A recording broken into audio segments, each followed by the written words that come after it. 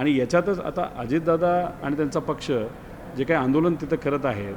मला त्यांना एवढंच सांगायचं आहे, कदाचित मला असं वाटतं की दिल्लीवरनं एक फरमान आलं असावं की आता आपलं कुठलंच गणित बसेना,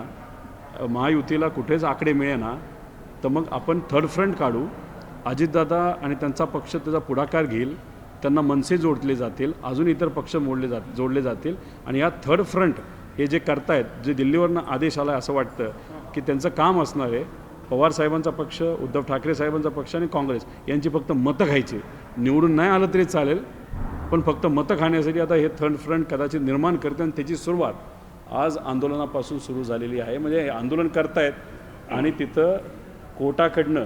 मुश्रीफ साहेबांची जी कंपनी आहे त्याच्यामध्ये 200 कोटीचा भ्रष्टाचार झाला असं कोर्टच तिथं सांगते ब्रिस्क इंडियामध्ये. म्हणजे तुमचे लोक पैसा खाण्यामध्ये एकत्र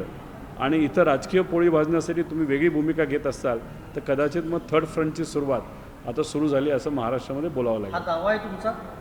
थर्ड फ्रंटची सुरुवात झाली? बघा आता हळूहळू चर्चा कशा होतील त्याच्यामध्ये. उद्या जाऊन ते अजून काहीतरी बोलतील, मग BJPच्या काही प्रमाणात विरोधात भूमिका तिथं घेतील आणि हळूहळू मग आम्हाला एवढीच सीट पाहिजे, आम्हाला 100च पाहिजे, मग तिथं BJP म्हणणार नाही 20च देतो आणि त्यात ते वेगळे जातील आणि काही अजून 2-3 पक्ष एकत्रित येऊन एक वेगळ्या प्रकारचं समीकरण फक्त मतं खाण्यासाठी, म्हणजे सुपारीबाज पक्षांची एक असोसिएशन नाहीतर एक संघटना तिथं होईल आणि ते फ्रंट हे फक्त मतं खाण्यासाठी उभे राहतील असा अंदाज आता चर्चेत यायला लागलेला आहे.